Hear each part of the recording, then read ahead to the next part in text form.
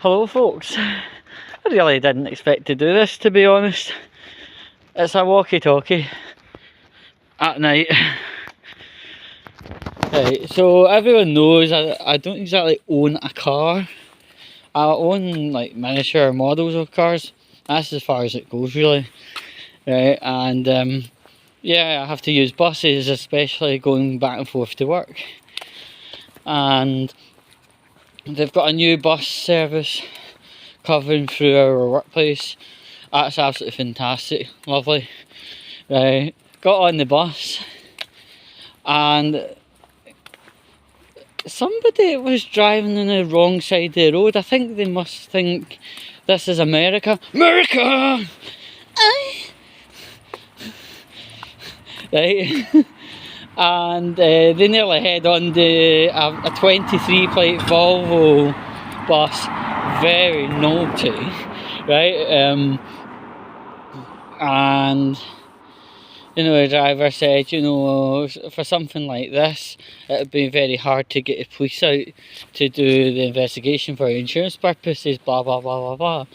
And I said, yeah, that's because Scotland's been wrapped up with this Humza hate thought crime law. And people are getting arrested at 7 o'clock in the morning, the house getting stripped of anything digital, all that stuff, 19 months before they actually end up in court, and long before even being actually confirmed guilty or innocent. And this guy says on the bus, Humza's a decent guy.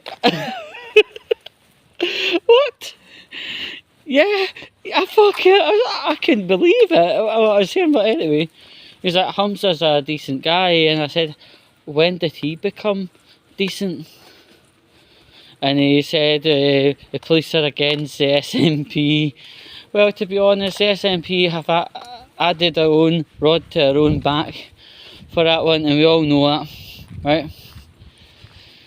So, you know, he's like, Humza's a decent guy, and I said, I suppose the local heroin dealer is just a door-to-door sales guy and the community paedophile.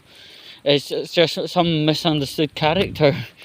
And he said he tried to attribute the hate crime, thought crime, whatever you like to call it, law to what was happening in England. I said England and Scotland, especially in law, are two different entities. And he said, oh, it's shit and jobby, or some phrase he used. And I said, no, it's not. And this thought crime law that Humza the Dafty had actually put together and enforced was designed approximately 2 years before this. I said, what happened down in Rotherham, Leeds, Sheffield, Manchester, Birmingham? They were a protest that went extremely wrong, and no way in hell would I justify what happened to them hotels.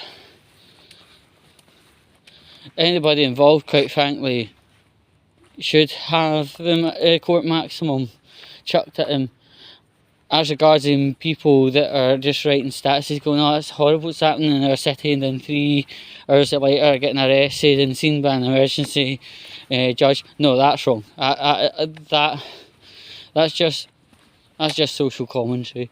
But anyway, yeah, I couldn't believe when I said to him, well, if Humza's a decent guy, the local heroin dealer is just a door-to-door sales agent, and the local pedo must be just somebody that's miss. I couldn't believe I was actually belting them things out on a bus. But you know, if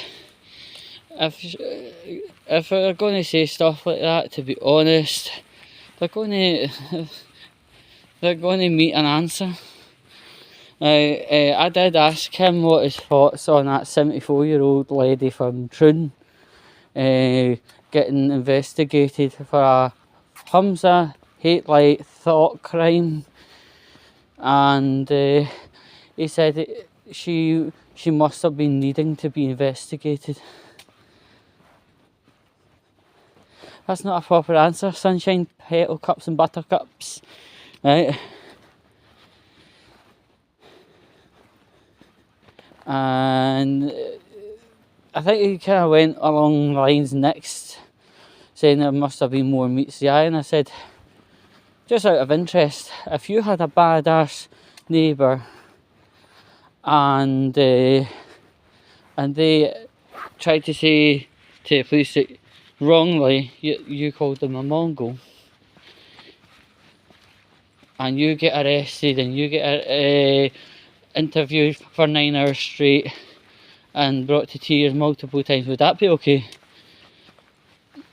At that point he actually got off the bus about 1.5 miles short of where he was telling the driver he was going.